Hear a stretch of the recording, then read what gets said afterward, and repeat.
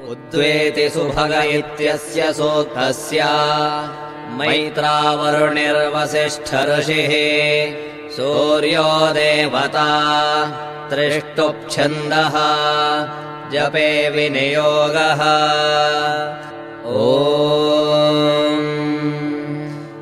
उद्वेति सुभगो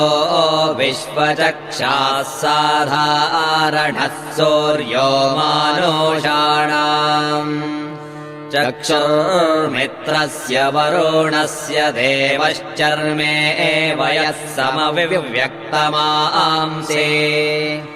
उद्वेति प्रसवेता जनानाम् महान् केतुर्नवः सूर्यस्य समानम् चक्रम् पर्याविवृत्सन्नयदेतशो वहाति धूर्षु युक्तः विभ्राजामान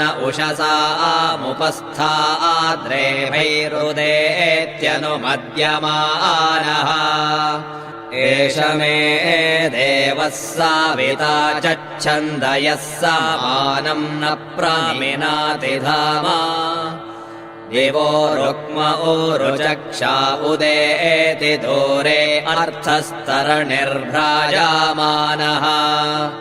नूनम् जनाः सूर्येण प्रसूता अयन्नर्थानि कृणवन्नपांसे उदुत्यदित्यस्य सूक्तस्य मैत्रावरुणिर्वसिष्ठऋषिः सूर्यो देवता प्रगाथश्छन्दः अन्त्यापुरवुष्णिक्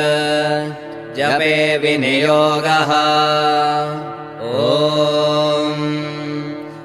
उदुत्यद्दर्शतम् वपुर्दिवयेति प्रतिह्वरे यदेमाशुर्वहाति देव एताशो विश्वस्मै चक्षासे अरम् शीर्ष्णः शीर्ष्णो जगातस्तस्थुषस्पतिम् समया विश्वमारजाः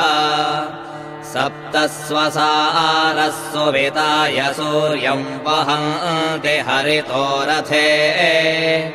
तच्चक्षुर्देवहीतम् शुक्रमुच्चरात् पश्येम शरदः शतम् जीवेम शरदः शतम् ॐ शान्तिः शान्तिः शान्तिः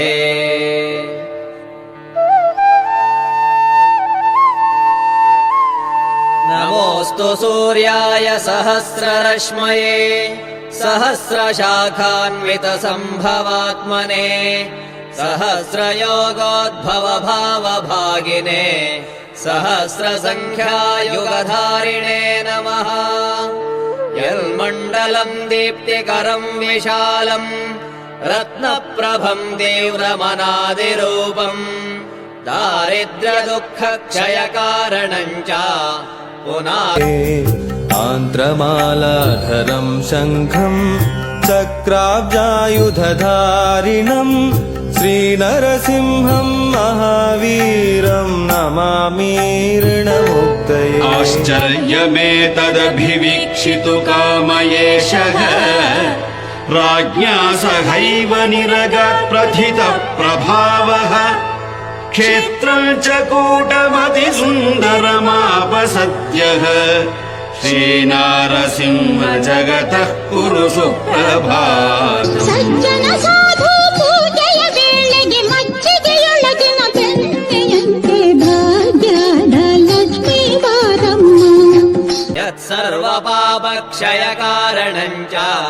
पुनातु माम् तत्सवितुर्वरेण्यम् यन्मण्डलम् व्याधिविनाशलक्षम् यदृग्यजुस्सामसु सम्प्रगीतम् प्रकाशितं येन च भूर्भुवस्वः पुनातु माम् तत्सवितुर्वरेण्यम् यन्मण्डलम् वेदविदो वदन्ति गायन्ति यच्चारणसिद्धसङ्घाः यद्योगिनो योगजुषाम् च सङ्घाः पुनातु माम् तत्सवितुर्वरेण्यम् यन्मण्डलम् सर्वजनैश्च पूजितम् ज्योतिश्च कुर्यादिह मर्त्यलोके यत्कालकालाद्यमनादिरूपम्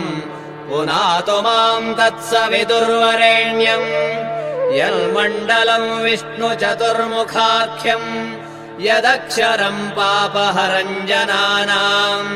यत्कालकल्पक्षयकारणम् च पुनातु माम् तत्सविदुर्वरेण्यम् यन्मण्डलम् विश्वसृजम् प्रसिद्धम्।